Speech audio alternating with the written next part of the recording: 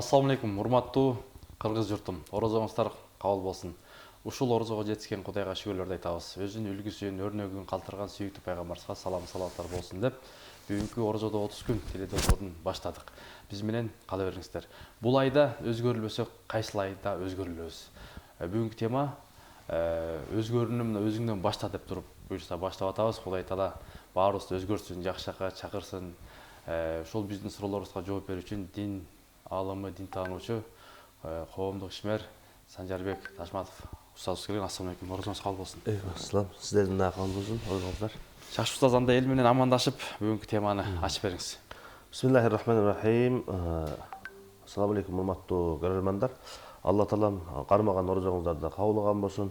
Баарыбыздан билип кылган, билбей кылган күнөөлөрүбүздү Алла таалам кечирип, өзүнүн сүйүктүү кулдарынын катарына кошсун деп Алла тааладан сурайбыз. Сонун, бүгүнкү темабыз ушул орозо өзгөрүүнүн айы деп атабыз. Эми бул айда өзгөрүлгөндөр өтө көп. Анан тилекке каршы өзгөрүлбөгөндөр да бар. Кой аксагы менен жүз дейт. Анда бүгүнкү теманы ачып бериңиз. Бисмиллахир-рахманир-рахим. Чындыгында бул орозо айы өзгөрүүнүн айы.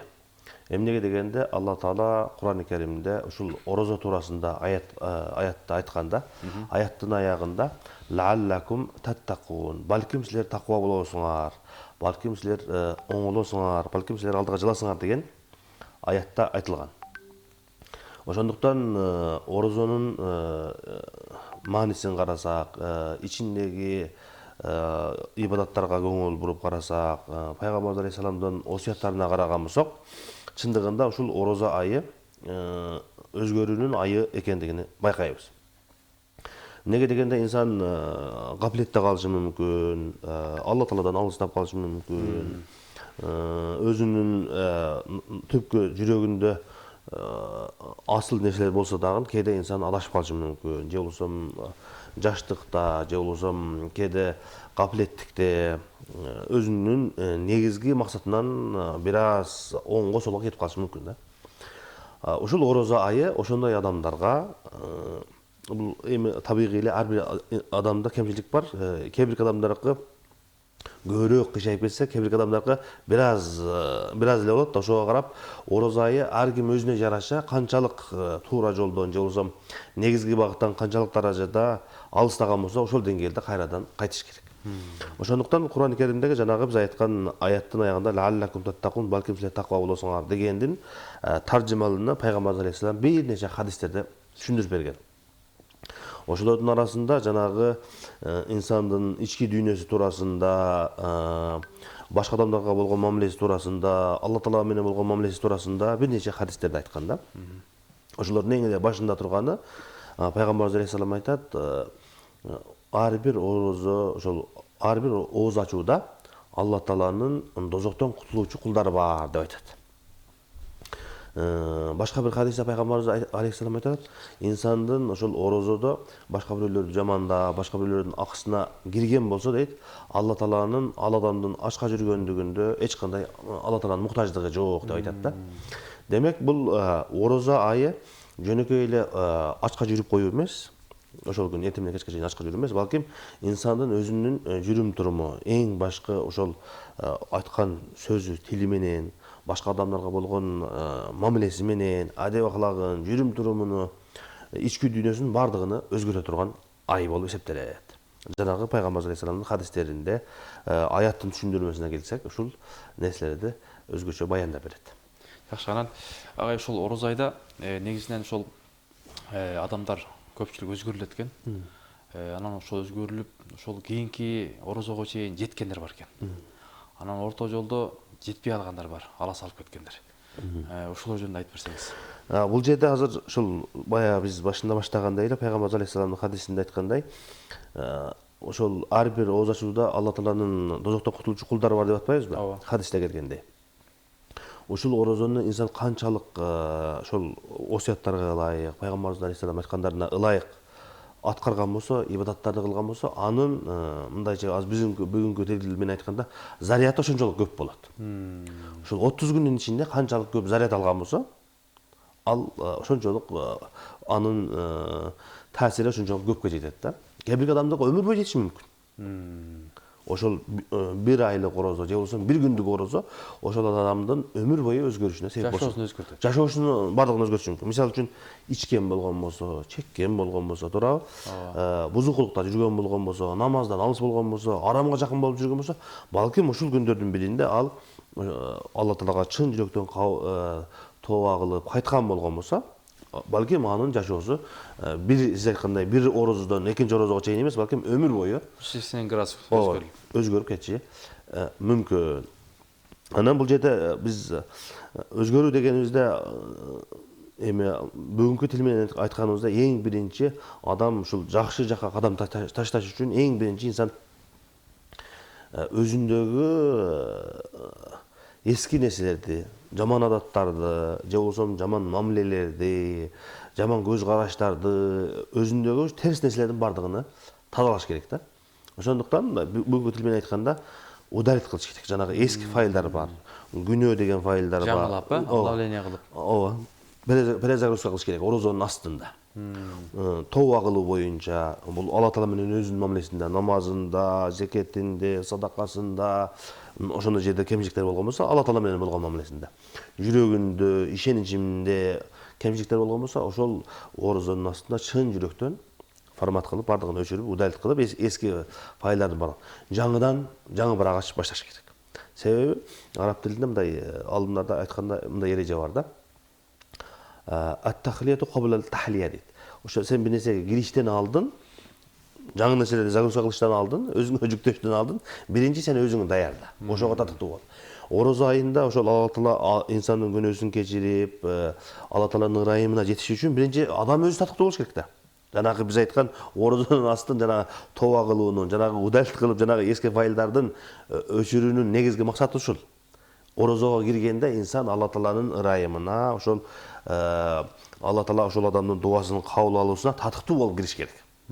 Ошондуктан эң биринчи кадам ошол сиз айткан кийинки орозого жетиш эмес, балким ошол өмүр бою ошол бир орозодон алган азыгы кийинки өмүрүнө жете турган болуш үчүн орозонун астын эң биринчи жанагы эски көрө албастык ооруларды, баягы ибадаттарды айттык, адамдар менен болгон мамилесинде ата энеси, бир тууганы, жанагы душмандыктар, көрө албастык оорулар бар го, жүрөк оорулары.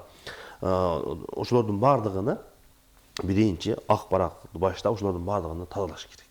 Себеби өзүнүн бир туугандары менен келишпей турган болсо, ынтымагы жок болгон болсо, ата энесинин карында калган болсо, Алла Тааланын налатында калган нерселер менен дагы эле ошол адам жашап турган болсо, ал адам жанагы Алла Тааланын ырайымына, мээримине, дозоктон кутула турган кулдардын катарына кире албай калат. Ошондуктан эң биринчи инсан жанагы биз эрежени айткандай баардык эски файлдардын баардыгын өчүрүп, тазалап, жаңы баракча менен кириш керек. Сонун агай. Анан могул биздин жарандарды баягы умрага алып барып келип атпайсыздарбы? Анан ошол жакка өзгөрүлгөндөр да барбы? Канча пайыз мисалы Бул өзгөрүлөт? эң жакшы суроону бердиңиз. Ошол орозо айында дагы ороз неме бар да, умра бар да.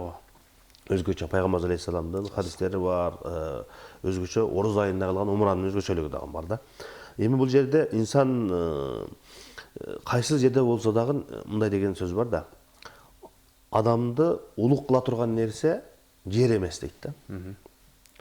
Инсанды улук кыла турган, даражасын бийик көтөрө турган нерсе инсандын амалы. Сиз айткандай кээ бирки адамдар чын ыхлас менен барган болсо, ошол жерге барганда элди, жерди көрөт, тарыхый жерлерди көрөт, пайгамбарларды жүргөн жерди көрөт, Каабанын айланасында пайгамбарыбыздын мүрзөсүнө, мечитине барганда, жанагы тарыхый окуяларды көргөндө, чындыгында жанагы окуп эле ыйман келтирип жүргөн адамдар ал жерге барганда өз көзү менен көрөт. Жанагы Ибрахим алейхисаламдын окуяларыны, пайгамбарыбыз алейхисаламдын окуяларыны, жанагы согуш болгон жерлерди, тарыхый жерлерди эгерде ал жака барган болсо, китепте окуп жүрөт да. Аны жанагы кээ бир адамдар айтышы мүмкүн да. Жомук сыяктуу нерсени окуп жүрөбүз депчи. Ал жерге барганда өз көзү менен көрөт. Окуя болгон. Бүгүнгө чейин ошол окуялар уланып келатканын көрөт да. Анан эгерде чын дилден барган болсо, адамдар өзгөргөндөр өтө көп. Ичкени таштагандар толтура, чеккени таштагандар толтура, үй бүлөсү менен мамилесин оңдоп келгенде толтура ал жерге барып, өзүнүн мамлекетине болгон көз карашыны жанагы алсам экен, жутсам экен, жейсем экен деген адамдар бар. Тоба кылып келгендер, өзгөрүп келгендер канча. Алла Таала менен болгон мамилесине оңдоп келгендер канча, жанагы намаздан алыс болуп, садака, зекеттен алыс болуп жүргөндөр, жанагы окуяларды укканда пайгамбар алейхисаламдын окуясын, Ибрахим алейхисаламдын баласы менен болгон Исмаил алейхисаламдын окуясы, аялы менен болгон окуясы, мисалы үчүн бири-бирине ишенич кандай болгон. Демек чыгып барыш керек, өзгөрүлөмдөр. Сый урмат болгон ошол тарыхый жерлерди өз көзү менен көргөндө, Кабага барып таваф кылып атканда мен өзүмө көптөгөн адамдар айткан мындай, жөнөкөй айылдагы эч нерсе көрбөгөн карапайым адам эмес. Дүйнө жүзүн кыдырып жүргөн адамдар, ушул окумуштуулар, элчи болуп жүргөн ошондой кыйын адамдар Меккеге барганда мен өз кулагым менен уккам, мен өзүм айткан. Мен мусулмандардын мынчалык көп экендигин билбептим деген. Караңыз, Ошончо миллион адам, ошончо миллион адам ушундай бир акыйкатта жүргөнүн, ушундай бакытта жүргөнүн мен билбептим дейт. Мен дүйнө жүзүн кыдырып ушундай жерлерде жүрөпмүн, мен дүйнөнү кыйраттым, бакыттын баары менде деп жүрүпмүн деп ошол жерге таң калгандарды көргөм. Жанагы ушул айылдардан бирөөсү 20 жыл ушундай бир мектепте директор болуп жүрүптүр. Анан ошо болуп, илимдүү, билимдүү, атактуу болуп, кыйын болуп жүрүп, Меккеге барып, ушу Саудияда умрада жүрүп, же ажыда жүрөп экен. Анан эч ким токотпойт да, эми мен кыйынмын, ошол жылдан бери кыйын болуп жүрсөм деген. Анан өзгөчө жанагындай африканецтер жүрүшсө, Бангладештер баягындай эски кийим менен жүргөн болсо, алар токотпойт экен өзүнчө. Немеси текеберлиги жол бербей жүрөт экен. Мен кыйынмын, илим билимдүү болсо, мен 20 жылдан бери директор болуп жүрсөм деп, анан бир күн барат, анан күндө мешитке барат да, ал жерде. Кылган иши ошол да, күндө мешитке барат, ибадат кылат, анан кайтып келет. Анан мешитке барып отурса, жанагы оң жагында отурган афганчалар отурат, пакистанчалар отурат, бир Бангладеш, африканец, американец, толтур адамдар баардыгы эле отуруп эле китебин ачып эле немени Куранды окуп атат. Шатырат эле Куранды окушат экен. Анан бир аз ойлонуп калыптыр. Эми эмне нерсе кылайын, намаз окуйун десе, аз-маз намаз окуйт, анан бир аз чарчайт да отурат. Оң жагын караса, Куран окуп отурат, сол жагын караса, Куран окуп отурат. Анан ойлонуп калыптыр өзү бир аз. Ким кыйын? Ал анча таасир бербептир биринчи. Ошентип ойлонуп калып эле, анан көчөдө сыртта жүргөндө, жанагы мешиттин ичине батпай калганда, сыртта дагы отурат да. Анан жолдо басып караса, бир бели бүкүрөйүп калган Африкадан келген бир кемпир чоң Куранды коюп алып Куран окуп отурат экен. Эми алар жанагы бут кийимди эле кийбей жүрөт да, жана ысык болгондуктан ал жерде. Жанагы жөнөкөй тапшырганы кийип алды. Анан аларды жанагыны көрүп, анан ошондой таасир кылып калыптыр. Контакт жагы ошондо немеси замканен чыгып кетиптир, акылынанча. Ошондо ойгонуп кетиптир. Мен ошол жанагы мен тоготпой аткан кемпир, африкалык кемпирди мен тоготпой атсам, бул китеп окуй алат экен. Куранды окуй алат экен деп өтө катуу таасир алып, келип өзү дагы, аялына дагы Куран окушту үйрөнүп, бүгүнкү күндө экөөдөн Куран окуп калыптыр дейт. Баракелде. Көрдүңүзбү? Өзгөрүүнүн пайдасы. Өзгөрүүнүн пайдасы. Демек, ал жерге барганда кээ-бир адамдар, биз жанагы күнөөкөр адамдар барса, же болбосо ушундай адамдар барса деп ойлоп калабыз го, же болбосо жана карапайым эч нерсени билбеген адамдар элди жерди көрүп өнүгүп келет деп ойлойбуз да, бирок андай эмес. Мен өзүм көзүм менен көргөн жанагындай мен кыйынмын деген адамдар ал жерге барганда таасир алып, оңолуп, өзгөргөндөр көп да. Ошондуктан ушул орозо айында дагы эгерде кимде-ким ушул нур үстүнө нур кылам деген болсо, ал адамдар умрага баргандыгы эң жакшы. Сон. Мынакей көп даярданып келген экенсиз. Алла разы болсун. Анан токтолсок, биздин бир 7 мүнөттөй убактыбыз калды. Бул жерде эми азыр ошол биз орозо өзгөрүүнүн айы дегенибизде бир нече негизги темаларды мен айтып кетейин. Бул жерде негизги темалардын бири биз жанагы орозонун негизги максаттарынын бири инсан эң биринчи, инсан үчүн эң кымбат нерсе өзү да. Эң биринчи өзүнү дозоктон куткарыш керек инсан. Эң кымбат. Ошол адам өзүнү дозоктон куткарууга аракет кылса, андан кийин ал үй бүлөсү, бала чакасы, жандагыларга анан таасир бергенге, ошол аларды дагы дозоктон куткарганга, же болбосо жакшылыкка үндөгөнгө аракет кылат да. Ошон үчүн эң биринчи инсан өзүнө көңүл буруш керек. Алла Таала менен болгон мамилесине, экинчиси адамдар менен болгон мамилесине. Ошон үчүн орозодо ошол өзгөчө пайда алыш үчүн эмне кылыш керек дедик? Эң биринчиси жанагы тооба кылыш керек, Алла Таалага кайтыш керек, ниетин оңдош керек. ошол орозо айында жанагы биз айткан көбүрөөк өмүр бою таасир ала турган нерселер болуш үчүн ушул бир нече эрежелерди сактап келиш керек да. Алардын бири биз азыркы биз айткан тоба кылгандык. Экинчиси ошол орозо ичиндеги эң көп боло турган амалдардын, көп кылына турган амалдардын бири бул намаз окуу. Тарабы окуйбуз, үйгө барып тахажжуд окуйбуз. 5 убакыт намазды мешитте окуганга аракет кылыш керек. Тарабыны жамаат менен окуганга, үйгө барганда түнкү намаздар, тахажжуд намаздарын окуганга аракет кылыш керек. Эгерде ошол инсан канчалык көп пайда алам деген болсо. Андан кийинкиси ошол адеп аклагын, жүрүм турумуну, сүйлөгөн сөзү, ачуусу келеби, ачуусу келбейби, башка адамдарга үй бүлөсү, жумшактык, тууган урукка, ата энеси өзгөчө эң биринчи орунда ошолор менен болгон мамилесинде кандай кемчиликтер болгон болсо, ошолордун баардыгыны өзгөчө орозо айында оңдогонго аракет кылыш керек. Эмнеге дегенде, орозодо инсан ачка болуп, инсандын каалоолору дагы, шахваты дагы бир аз алсырап, оңго, солго буруп, ошол бир тартипке салып кеткенге ыңгайлуу болуп турган убакыт болот да. Ошондуктан адеп аклагына көңүл буруп, оңдой турган нерсесин ушул убакта оңдоп калыш керек. Андан кийинки үй бүлө маселесинде көпчүлүк учурда үй бүлөгө дагы көңүл бурулбай калат. Үй бүлөгө дагы бала чакасы үй бүлөсү менен отуруп, орозосуну өзгөчө өткөзгөн болсо, эртең менен ооз жапканда, кечинде ооз ачканда үй бүлөсү менен бирге отуруп, бирге тилек кылып, Алла Тааладан Кудайдан сурап, маанисини, тарыхын айтып берип, бала чакасына биздин аталарыбыз, чоң аталарыбыз бизге кандай айткан болсо, биз дагы кийинки муунга ушундай исламдын баалуулуктарына өзгөчө орозо айында өткөзүп беришибиз керек. Анан жанагы биз айткандай, жанагы Алла Таалам дуасын кабыл кылбайт дедик. Эгерде ошол инсан өзүнүн жакындары менен, туугандары менен мамилеси үзүлгөн болсо, Алла Таала ал адамдын дуасын кабыл кылбайт дедик. Ошон үчүн орозодо өзгөчө инсан бир туугандары менен, ата энеси менен, жакындары менен мамилесин оңдоп, Алла Тааланын ырайымы, мээрим түшкөнгө татыктуу болуш керек. Андан кийинки негизги нерселердин бири эми инсан болгондон кийин душман дагы болот да. Жаман көргөн адам болот, жакшы көргөн адам болот, душмандар болот. Ошол орозо айында өзгөчө, орозо айында душмандарга дагы өзгөчө мамиле кылыш керек. Кандай десе, Алла Таала эгерде сени кечиришин каалаган болсоң, ийгиликке жетишти каалаган болсоң, бейишке келишти каалаган болсоң, сен дагы демек инсандарды эмне кылышың керек? Кечиришиң керек. Ошол сен душман көргөн адамдарды кечирген болсоң, анан сен ошол Алла Тааланын кечиримине, ырайымына жетишесиң. Андан кийинки негизги нерселердин бири ошол орозо айында негизги тарбия турган нерсе адамдын каалоосу, шахваты.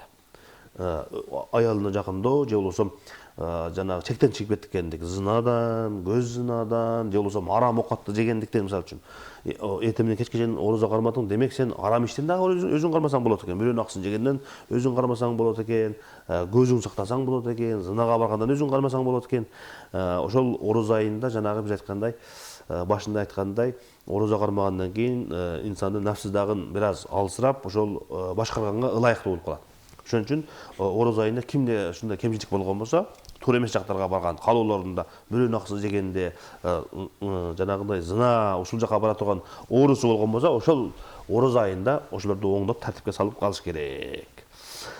Уккан угуу боюнча дагы өзгөчө жанагы көп музыкаларды угуп, жаман нерселерди угуп, же болбосо адамдардын жамандагандарын угуп, адамдар күнөөгө батып кеткен адамдар болсо дагы ушул орозо айында уккан нерсесине дагы көңүл буруп, Куран угуп, нурлуу адамдар, устаздардын сөздөрүн угуп, оңолгонго чоң мүмкүнчүлүк. Тил менен дагы бирөөлөргө аза бербестен, бирөөлөргө гыйбат кылбастан, жамандабастан дегендей. Анан дагы орозодогу негизги нерселердин бири бул сабырдуулук. Эртең менен кечке чейин инсан сабыр кылып, орозо кармап атат, демек ал ошол бир ай бою сабырдуулукка үйрөнүп жатат. Ошол өзгөчө сабырдуулукка үйрөнгөндөн кийин, орозодон кийин дагы ошол сабырдуулугуна бекем болуш керек. Анан өзгөчө орозо айында пайгамбарыбыз алейхисалам Айша энебиз айтат, пайгамбарыбыз алейхисалам шамалдан да тез болуп калчу эле дейт. Эмне десе, жакшылык кылууда. Жакшылыкка жарышууда. Жакшылыкта жарышууда. Андан мурун дагы жакшы, бирок өзгөчө орозо айында садака бергенге, ихсан бергенге, ооз ачтырганга, жетим жесирлерге, муктажга жардам бергенге өзгөчө аракет кылыш керек. Бул нерсе дагы инсандын жүрөгүн жумшатып, жанагы Алла Таалага жакындаганга, Алла Тааланын ырайымы түшкөнгө, татыктуу болгонго жардам берүүчү нерселер. Эми эң акыркысы ушул орозодо ушул нерселерден, амалдардын баардыгына көңүл бургандан кийин, ушул орозонун эң аягында жанагы сиз айтып өткөндөй, кийинки орозого чейин же болбосо өмүр бою таасир ала турган нерсе болуш үчүн ар бир орозонун аягында инсан өзүнө сөз бериш керек. Орозо айында ушул жаман иштерден арылганга аракет кылдым, тилим тыйдым, көзүм тыйдым, бузукулуктардан сактандым. Эми орозодон кийин дагы ошол жакшы адаттарга, жакшы амалдарга бекем болоюн деп Алла Таалага сөз берип башташ керек. Устаз, жакшанда бир орозодо дуа тилектер өзгөрүлөт эмеспи? Буюрса өзгөрүлүп атабыз. Бир жыйынтыктап дуа менен бүтүрүп бериңиз. Бисмиллахир-рахманир-рахим. Я Раббил аламин, я Архамар-рахимин, я Зал Жалали ва Икрам. О жаратуучу Алла Таалам, өзүң дуаларды кабыл кылуучусуң. Я Раббил аламин, биздин элибизге, жерибизге тынчтык бергин, береке пейиз бергин, ар бир үй бүлөгө береке бергин. Я Раббил аламин, ар бир үй бүлөгө тынчтык бергин, бактылуулук бергин. Я Раббил аламин. Ушул жерибизде жашаган ар бир адамдын үй бүлөсүндө тынчтык, береке, жаман бале, апат, кырсыктардан өзүң сактагын. Я Раббил аламин. Ар бир үй бүлөгө бактылуулук бергин, ажырашуудан өзүң сактагын. Я Раббил аламин. Пайгамбарыбыз сураган бардык жакшылыктарды сурайбыз. Пайгамбарыбыз сактарын сураган бардык жамандыктардан сактарын сурайбыз. Бирахматика я Архамар-рахимин. Урматтуу телекөрүүчүлөр, урматтуу момун мусулмандар, өзүңүз өзгөрүлүп, ушул берүүнү дагы лайк басып башкаларга бөлүшүп коюңуз. Башкалар да өзгөрүлсүн. Кыргызстаныбыз көркөм, ажайып, өзгөрүлгөн, күчтүү, бай мамлекет болсун. Өзгөрүлгөндөр көп болсун. Кийинки эфирден амандашканга чейин сак саламатта болуңуздар.